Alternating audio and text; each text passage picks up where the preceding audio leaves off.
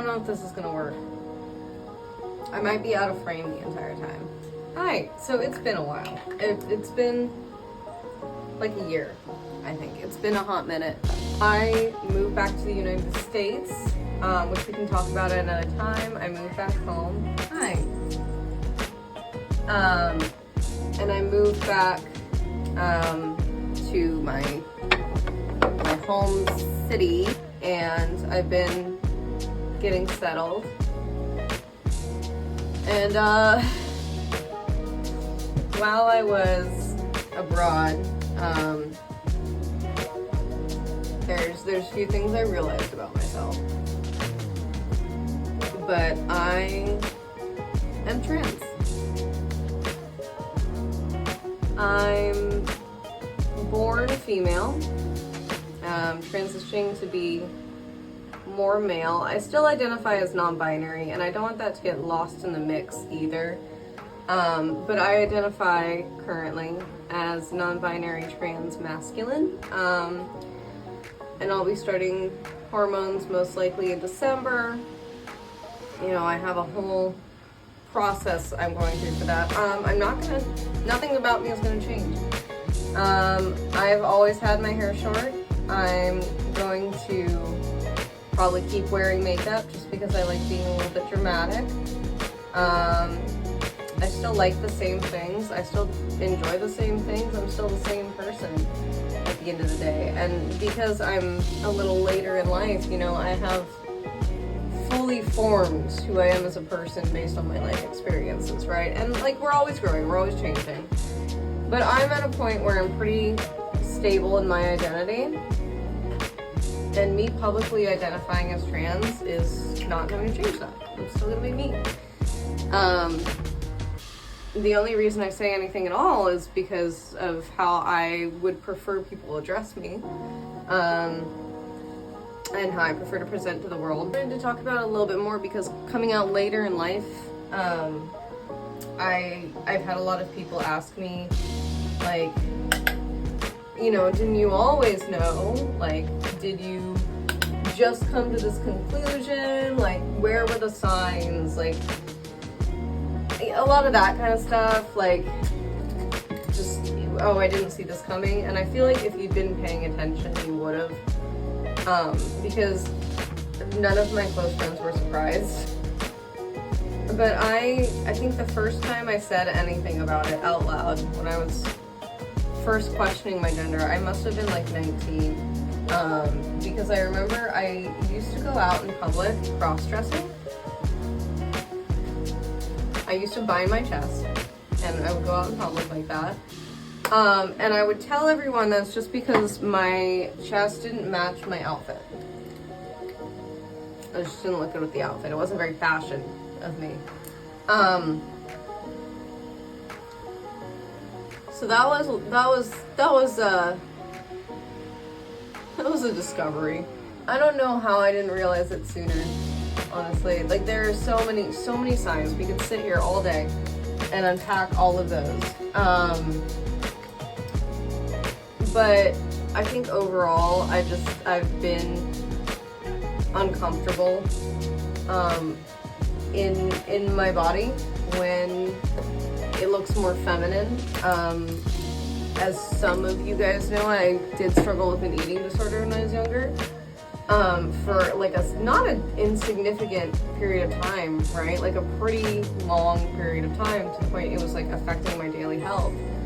And a lot of that stemmed from not wanting to have curves, like not wanting to have any curve on my body, because when my body filled out, it looked more feminine, and it was triggering me. When I lost the weight, when I got skinnier in Japan, I realized that, like, that's what had been making me uncomfortable about my body. Is that when I fill out, it fills out curves, and I don't want curves. I don't want to be curvy. Everything down to, like, cutting my hair when I was like 16, cutting all my hair off. Wanting to only cosplay boys for a really long time, and really enjoying it when I was recognized as a boy. not wanting to do like traditionally feminine things with my life, not wanting like to wear dresses, not really wanting to wear heels, doing it anyway because it was kind of dramatic and fun, but like not really what I wanted to be doing. You know, I just never felt comfortable in like a feminine role. And I used to like tell people this. I used to like talk about this when I was like younger, right? I used to tell people that like I appreciate your compliment, but not a girl. Sorry. And it wasn't easy for me to explain at first because I also didn't know what was going on. I didn't know why I didn't feel comfortable. And I came out as non-binary, and that was a way for me to explore gender. But even then, it's like I would never do feminine things. Be like, oh, I'll wear this on a femme day, and then I would never have a femme day. And then whatever item of clothing it was, I would give away because it's just like, I never wear it. I thought I would. And this kind of thing kept happening.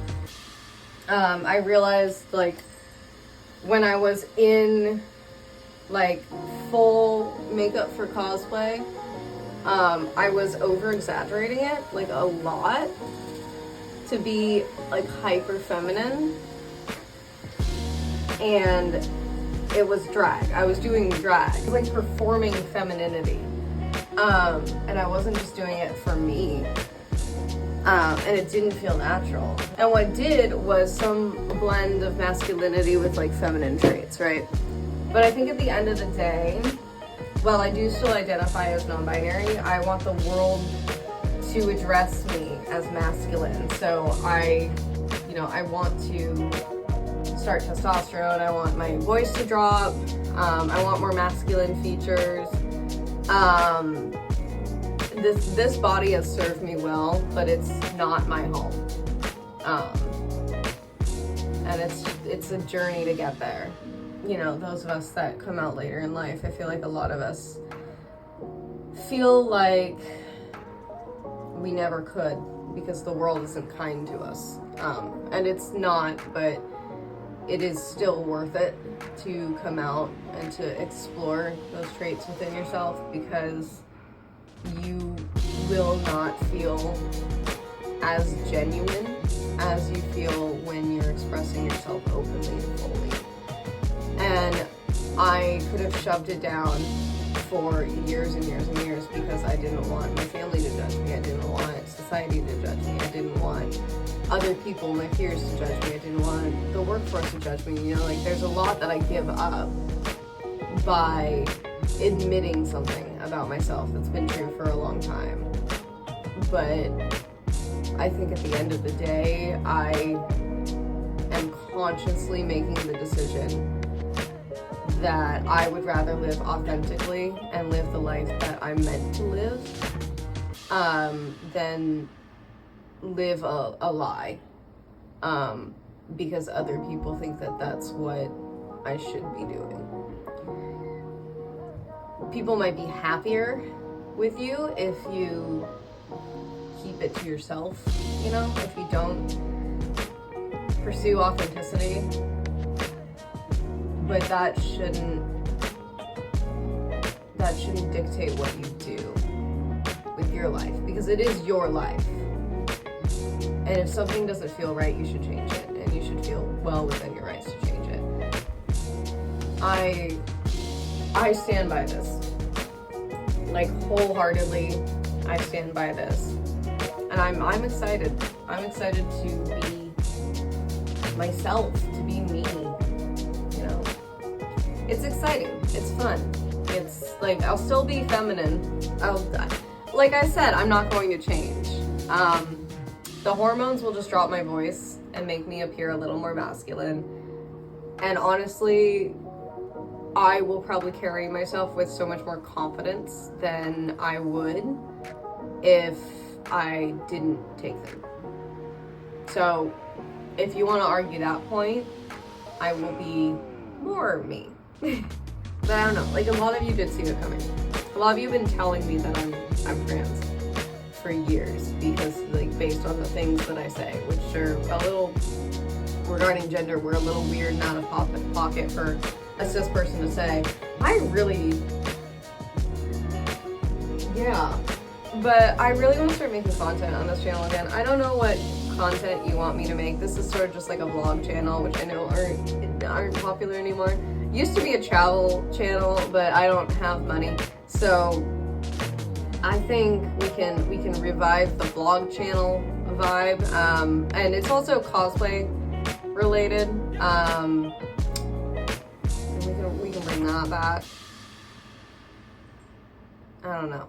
We'll see where we go with this. As always, my TikTok is still active. I post most of my content there because most of my cosplay content is short form content. But if I have tutorials, they'll come up here. So stay tuned for that kind of thing. I'm not going to be doing anything for a while, but I figured I would just update you on the, why my voice is going to start changing. Hopefully. Fingers crossed. Some trans guys never get the voice drop, and if that never happens to me, I think I will actually want my money back. Where are we going with this? I don't know. Have a good day.